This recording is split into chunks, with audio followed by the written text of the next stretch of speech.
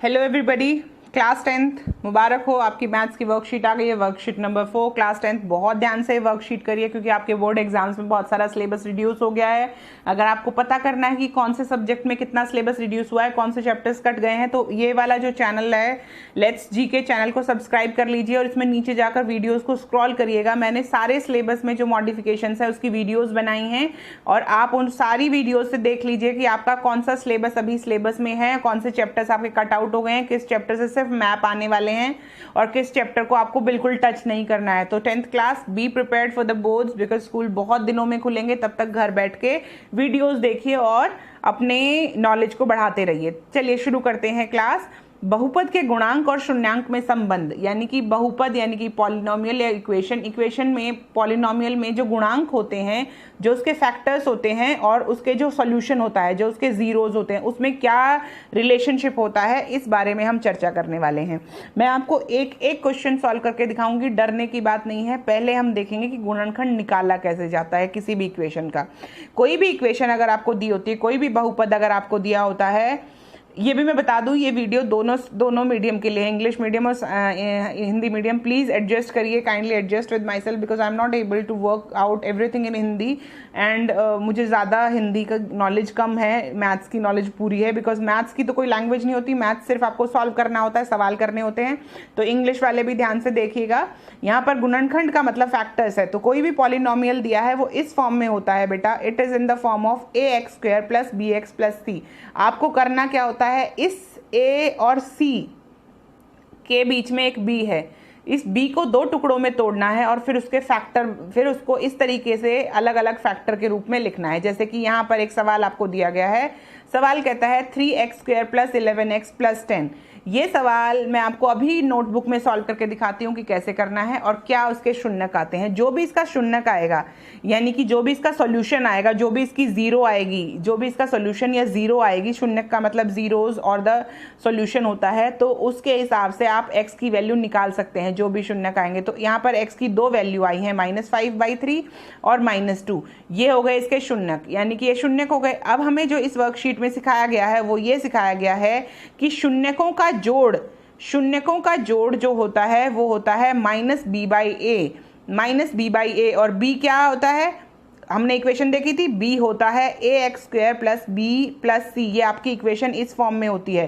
तो यानी कि अगर आप इसके शून्यकों को, इसी इक्वेशन के शून्यकों को जोड़ेंगे तो और गुणा करेंगे तो क्या आएगा, ये इस वर्कशीट में हमें सीखना है। इसके शून्यकों को अगर हम जोड़ते हैं तो आता है -b/a और इसी के शून्यकों को अगर हम गुणा करते हैं तो आता है c/a। अब हम एग्जाम्पल से इन चीज़ों को समझेंगे कि कैसे ये सॉल्व होता है, कैसे हमें गुणनखंड बनाने पड़ते हैं, कैसे हमें शून्यक निकालने पड़ते हैं और कैसे इसकी वैल्यू आती है। आई होप सबको ये वीडियो पसंद आएगी। जिसको भी पसंद आए वो आगे शेयर कीजिए और चैनल को सब्सक्राइब कीजिए। चलिए रजिस्टर में एक एक इक्वेशन को सॉल्व करके देखें। चलिए बेटा शुरू करते हैं। ax² + bx + c ये होता है आपका बहुपद। अब आपको क्या करना है, x का गुणांक होता है a, x का गुणांक होता है b और अचर पद जो आपका होता है वो है c। यहाँ पर ax² + bx + c और a is not equal to 0 होना चाहिए, नहीं तो क्या बचेगा, अगर यहाँ 0 हो जाएगा बेटा तो ये सिर्फ बचेगा bx + c। चलिए आगे चलते हैं। सबसे पहली इक्वेशन जो हमें दी गई है वो है 3x² + 11x + 10, 3x² = 11x = 10। इसके शून्यक बनते हैं दो, शून्यक बनाने हैं हमें, शून्यक बनाने हैं तो क्या करना पड़ेगा, इसको दो फैक्टर्स में, दो गुणनखंडों में तोड़ना पड़ेगा। गुणनखंडों में तोड़ने के लिए मैंने आपको क्या गोल्डन रूल बताया है, गुणा करो तो 10 × 30 यानी AC आना चाहिए और जमा करो तो B ही आना चाहिए यानी 11 आना चाहिए। तो हमने इसको दो टुकड़ों में तोड़ा, गुना करने पर हमें 30 चाहिए और जमा करने पर हमें 11 चाहिए। जब हमने इसके दो टुकड़े किए तो हमारे पास आया 6 और 5। अब मैं 11x की जगह 6x + 5x लिख दूंगी, कोई दिक्कत तो नहीं। 3x² + 11x + 10 था, मैंने 11x की जगह सिर्फ 6x + 5x लिखा, अपनी तरफ से कुछ नहीं लिखा, इसको दो टुकड़ों में तोड़कर लिखा, बहुत हिसाब से, इस तरीके से दिमाग लगा के। फिर मैंने 3x को बेटा कॉमन निकाला। 3x को जब इसमें से कॉमन निकाला तो यहाँ पर 2x थे और 1x बाहर चला गया, तो यहाँ बचता है सिर्फ 1x। यहाँ प्लस का साइन ऐसे का ऐसा आ जाता है। यहाँ पर 6x में से मैंने 3x निकाल लिया, तो आप यानी आपके पास सिर्फ क्या बचता है, सिर्फ 2। आगे आते हैं +5 अगर मैंने कॉमन लिया तो यहाँ पर बचा x, और यहाँ पर 10 में से 5 निकाल लिया तो 5 दूनी 10 यानी 2 यहाँ आ गया। अब इस पूरी इक्वेशन में से अगर मैं x+2 बाहर ले लूँ, x+2 अगर मैं कॉमन निकाल लूँ पूरी इक्वेशन में से, तो x+2 कॉमन निकालने के बाद अंदर क्या बचता है, यहाँ पर बचता है 3x, क्योंकि मैंने x+2 निकाल लिया। ये लो बेटा मैंने लिखा 3x प्लस का निशान, प्लस इस वाली इक्वेशन में से भी अगर मैं x+2 बाहर निकालूँ तो हमारे पास क्या बचता है 5। तो आपके दो तरीके आ गया, 3x + 5 और x+2, ये आपके 2 गुणनखंड आ गए। 2 गुणनखंड आए, इसका मतलब आप समझ रहे हैं ये x² ये = 0 कब होगा, कोई भी संख्या = 0 कब होती है, अगर a × b = 0 है तो या तो a 0 है या फिर b 0 है। यह बात आप समझ रहे हैं। कोई भी 2 चीजों को गुणा करो और वो 0 आ जाए, यानी कि उन दोनों में से कोई एक संख्या 0 है। तो यहाँ पर इन दोनों को गुणा करने पर 0 आ रहा है, तो यानी कि इन दोनों में से एक संख्या क्या है, 0 है। इन दोनों में से एक संख्या 0 है, ये समझने की जरूरत है। इनमें से एक संख्या 0 है तो ये या तो ये 0 है या फिर ये 0 है। अगर 3x + 5 0 है तो 3x = 5 उधर जाएगा तो बेटा -5, और 3 उधर जाएगा तो अपॉन 3, तो x = -5/3 यानी कि -5/3। अगर x+2 0 है तो x+2 x + 2 अगर 0 है तो x का इधर रखेंगे और 2 उधर जाएगा तो x की वैल्यू आ जाएगी -2। अब हमें करना है फॉर्मूला ये कहता है अगर उसके शून्यकों को जोड़ोगे, जो शून्यक आए हैं अगर इनको जोड़ोगे तो शून्यकों का जोड़ आना चाहिए -b/a और गुणनफल आता है c/a। यहाँ पर एक चीज जो ध्यान देने लायक वो ये है कि शून्यकों का जोड़ और गुणनफल दोनों चीजें सिर्फ गुणांकों की संख्याएं हैं, है ना। ये गुणांक थे ना a b c, सिर्फ इनकी संख्याएं आती हैं योग और गुणनफल में। किसके गुणनफल में, शून्यकों के जोड़ और शून्यकों के गुणनफल में। अगले पेज पर आते हैं। अगला पेज कहता है हम एक एग्जाम्पल लेके चलते हैं और ये जो बातें हम बता रहे हैं इसको सॉल्व करने की कोशिश करते हैं, इसको सही ठहराने की कोशिश करते हैं। यहाँ पर मैंने एक इक्वेशन ली है x² + 4x - 12, x की 2 + 4 x - 12। यहाँ पर गुणा आना चाहिए -12। समझने की कोशिश कीजिए क्यों आना चाहिए गुणा -12। जब हम फैक्टर बनाने लगेंगे, गुणनखंड बनाने लगेंगे, क्योंकि मैंने क्या कहा था, गुणा आनी चाहिए a × c, यानी इनको गुणा, इसमें ऐसे फैक्टर बनेंगे बेटा, ऐसे फैक्टर बनेंगे कि इनको गुणा करो तो ये और ये इन दोनों की गुणा। यहाँ पर a क्या है 1 और c क्या है -12, तो यानी ac आना चाहिए, यानी कि -12 आना चाहिए गुणा करने पर, जमा करने पर 4 आना चाहिए। यहाँ पर 2 चीजें बहुत इंपॉर्टेंट है। अगर c नेगेटिव है, ac नेगेटिव है, यानी कि ये वाला पोर्शन ac अगर गुणा करने पर माइनस आता है, a और c गुणा करने पर माइनस आता है, तो जो 2 फैक्टर बनेंगे ना बीच में 4x की जगह, वो एक b से बड़ा होगा और एक b से छोटा होगा। ये अभी तो रियलाइज नहीं होगा, लेकिन जब बड़े क्वेश्चन करते हैं तो ये चीज रियलाइज होती है कि जब भी इन दोनों को गुणा करने पर नेगेटिव आता है तो आपको 2 फैक्टर्स से डिवाइड करना पड़े। 2 फैक्टर्स बनेंगे बीच वाले के, एक इससे बड़ा होगा और एक इससे छोटा होगा। लेकिन अगर ये पॉजिटिव है, a और c पॉजिटिव आता है, a और c गुणा करने पर पॉजिटिव आता है, तो b के टुकड़े होंगे या तो b प्लस दोनों प्लस टुकड़े होंगे, या फिर दोनों माइनस के ही टुकड़े होंगे, क्योंकि b माइनस है। जैसे कि अगर यहाँ -4 होगा तो -4 के क्या टुकड़े हो सकते हैं, -3 और -1, या -2 और -2। इस तरीके से बात समझने की कोशिश कीजिए। आगे चलते हैं। अब हम इसके फैक्टर बनाते हैं। फैक्टर बनाने के लिए हमें क्या प्रिंसिपल को फॉलो करना है, गुणा करने पर आना चाहिए -12 और जमा करने पर आना चाहिए +4। करिए, शुरू करिए। तो मैंने क्या 2 टुकड़े किए, 6 और -2। 6 और -2 को, यानी प्लस का 6 है और घटा का 2 है, अगर 6 में से 2 गए तो 4 बचता है और मल्टीप्लाई करो तो -12 आता है। बिल्कुल सही। तो हमने लिखा, हमने 4x की जगह कुछ नहीं किया, हमने कोई रॉकेट साइंस नहीं लगाई, हमने 4x की जगह लिखा जमा 6x - 2x - 12, सिर्फ यही लिखा, उसके अलावा कुछ नहीं लिखा।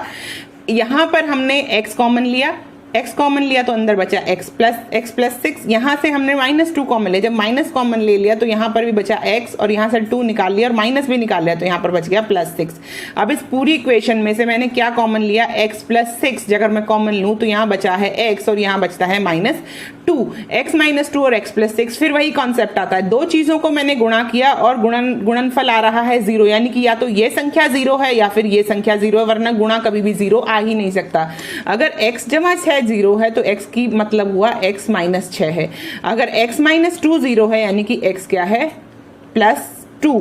अब हमारे पास आ गए शून्यांक, क्या आ गए हैं, शून्यांक। अब हम देखेंगे वो वाला फॉर्मूला जिसमें कहा गया है कि शून्यांकों का जोड़ और शून्यांकों का गुणनफल क्या आना चाहिए। शून्यांकों का जोड़ क्या आना चाहिए इक्वेशन के हिसाब से, पहले तो हम करके देख लेते हैं। शून्यांक हमारे आए हैं -6 आया है बेटा और 2 आया है -4। फॉर्मूला क्या कहता है, शून्यांकों का योगफल क्या होता है, -b/a।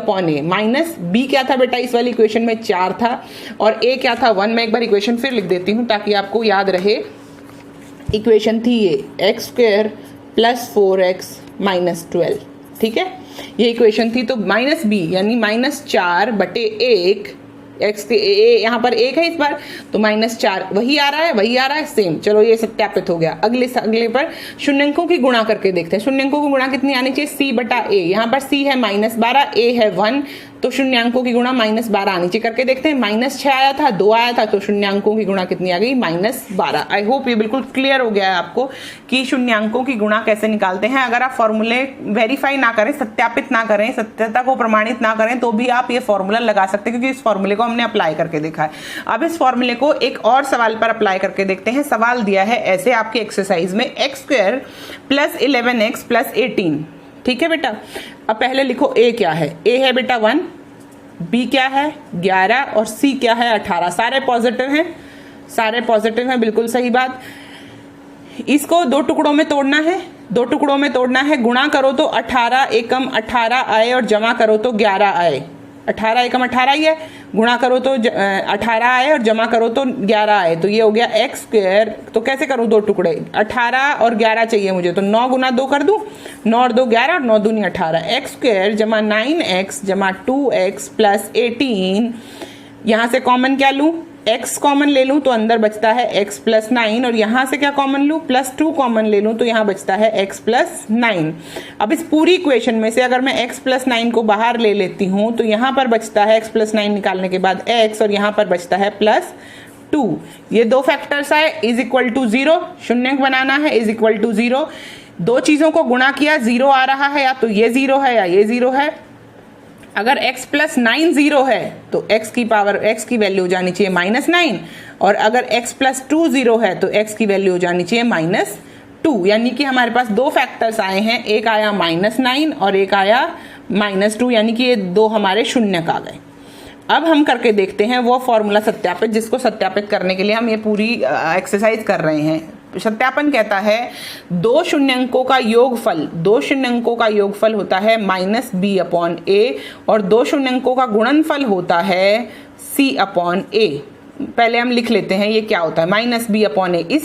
इस वाली एक्सरसाइज में या इस वाले सवाल में बेटा -b क्या होगा, -11 और a क्या है 1, तो आपका योग आना चाहिए -11 और गुणा कितनी आनी चाहिए, c/a। c कितना है बेटा 18, c कितना है 18 और ये है 1, यानी कि आना चाहिए 18। गुना आनी चाहिए 18 और जमा करोगे तो आना चाहिए -11। तो आपके शून्य क्या आए थे पहले वो देख लेते हैं, -9 और -2 जोड़ोगे, दोनों घटा के हैं तो -11 आ गया। ये सत्यापित हो गया, ओके। अब आते हैं -2 को मैंने -9 को -2 से गुणा किया, माइनस हो गया प्लस और 9 दूनी हो गया 18, तो ये वाला भी सत्यापित हो गया, ठीक है। अब आते हैं अगले सवाल पर, जिसमें सिर्फ यही काम करना है, फिर से रिवाइज करना है इस चीज को, क्योंकि मैथ्स का मतलब ही होता है प्रैक्टिस करना। अगर प्रैक्टिस करते रहोगे तो मैथ्स आता रहेगा। चलिए बेटा, इक्वेशन मिल गई। सबसे पहले निकालिए a क्या है। a क्या है बेटा, यहाँ पर a है 2, b है 1, c है -6। फैक्टर बनाने हैं, फैक्टर बनाने के लिए हमें पता है फॉर्मूला, गुणा करो तो -12 आना चाहिए और जमा करो तो +1। गुणा करो तो -12 आना चाहिए और क्योंकि 6 दूनी 12 हो गया ना, -6 × 2 और जमा करो तो 1 आना चाहिए। चलो देखो क्या होता है, 12 के 6 दूनी 12, 4 आ जाएगा। अगर मैं 4 और 3 ले लूं, वेरी गुड, 4 किसका लूं, प्लस का, और माइनस का लूं 3, क्योंकि +1 चाहिए ना मुझे, तो प्लस का 4 माइनस का 3, तो मैं प्लस x की जगह क्या लिखूंगी, +4x - 3x। मैंने कुछ गलत तो नहीं लिखा, +4x - 3x का मतलब क्या होता है, -x + x ये तो होता है। तो मैंने यहाँ लिखा 2x² + 4x - 3x - 6। कोई दिक्कत समझने में नहीं। 2x को मैंने कॉमन लिया बेटा, तो यहाँ बचा x और यहाँ बचा 2 लेने के बाद 2, यहाँ पर -3 ले लिया मैंने बाहर, अंदर क्या बचा, माइनस बाहर आ गया 3 का, तो x बचा अंदर। यहाँ से -6 में से -3 निकाल दोगे तो प्लस का 2 बचेगा, आ गया 2x - 3 और x + 2। समझ गए ना क्यों आया, क्योंकि x + 2 अगर मैं पूरी इक्वेशन में से बाहर लूंगी तो अंदर बचेगा 2x - 3, इसलिए 2 फैक्टर्स आ गए। Either of them is equal to 0, इनमें से एक 0 है, क्योंकि अगर एक 0 नहीं है तो ये कैसे हुआ, अगर ये एक 0 है तो x या तो x + 2 0 है या फिर 2x - 3 0 है।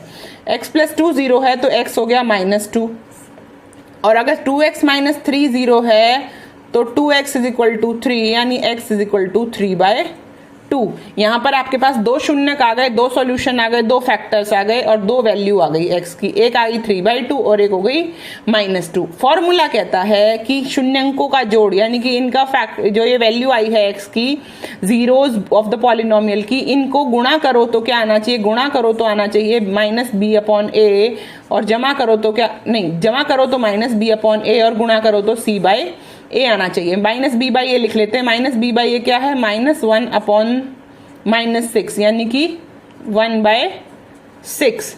ठीक है, 6 है, हाँ बिल्कुल 6 है। और गुणा करो तो क्या आना चाहिए, c/a। c क्या है बेटा, यहाँ पर c क्या है 6 -6, और a क्या है 2, यानी कि गुणा करो तो -3 आ जाए और जमा करो तो क्या आ जाए 1/6। b है 1 और नहीं 2, देखो ना a यहाँ पर 2 है, आप 6 क्यों लिख रहे हैं, हम 2 यहाँ लिखेंगे 2। ठीक है, -b/a यानी कि -1/2। ठीक है, जमा करो तो -1/2 आना चाहिए। चलो देखो ये सवाल अगले पेज पर करेंगे। फैक्टर थे हमारे पास, अब हमारे पास आना चाहिए योग, आना चाहिए -1/2 फॉर्मूला कहता है, और गुणनफल आना चाहिए -3 फॉर्मूला कहता है।